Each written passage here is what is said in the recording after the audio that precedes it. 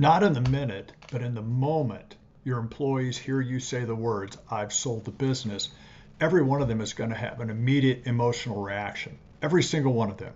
All right. And these reactions are going to be somewhere between excitement and optimism to what's going to happen to my job, my coworkers, or our customers to, oh my gosh, the sky is falling. What happens next is not about management, as most people think. It's all about leadership.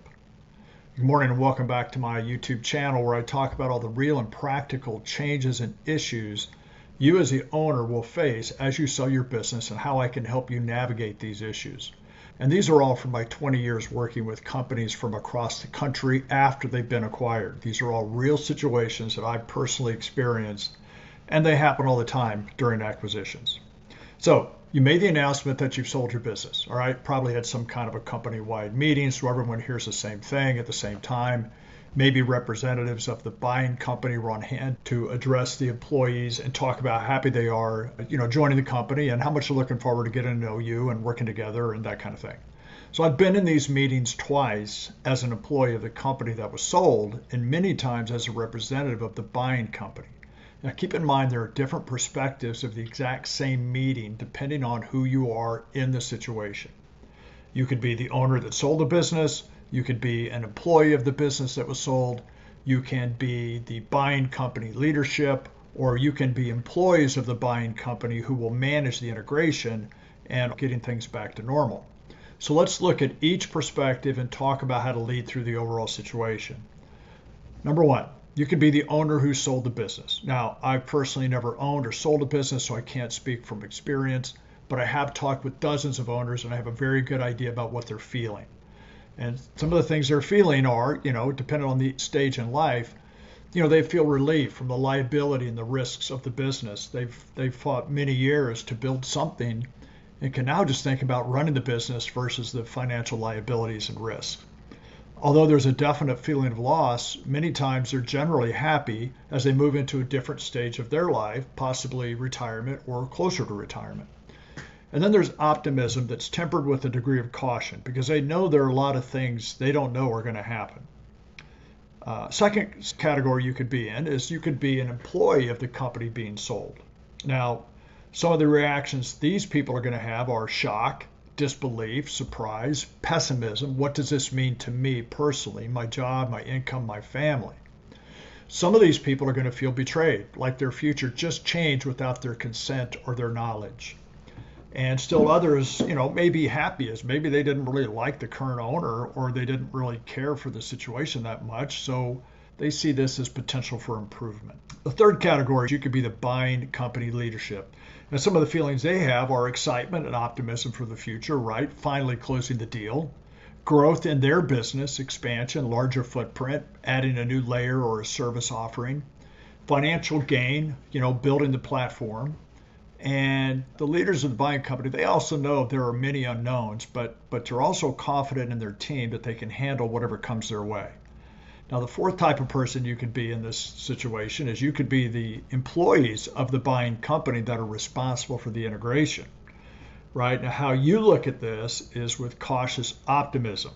How difficult will the integration be? How many things do we have to fix in this company that we've just acquired?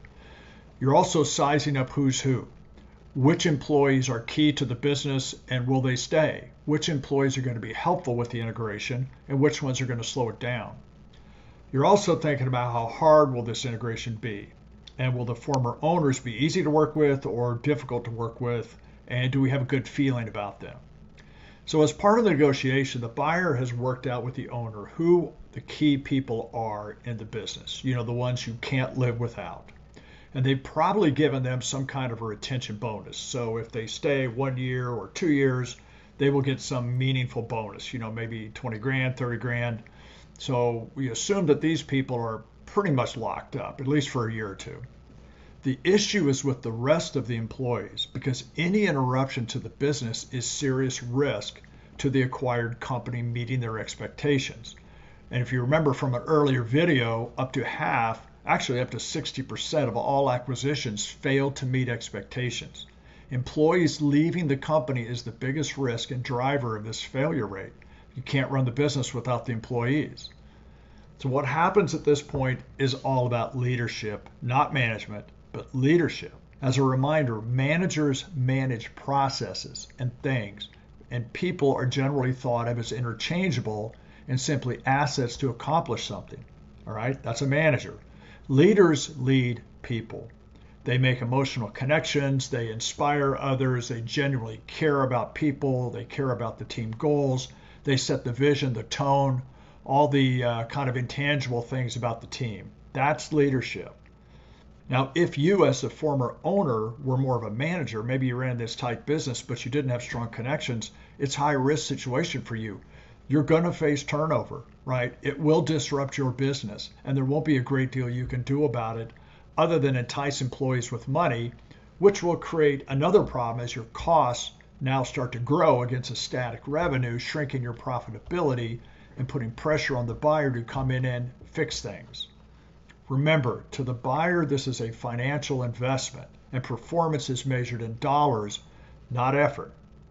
Now, if on the other hand, if you as a former owner were a leader who did build emotional bonds with their team, their people, their customers, then it's much less risky because the employees are going to feel that sense of loyalty to stay long enough to see what happens, right? They trust you.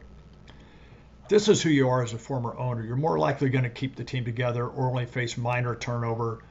Probably won't impact your business that much, and you'll be able to replace the people that do leave fairly easily. And this is where you as the owner need to do some self-evaluation and understand whether you're a manager or a leader.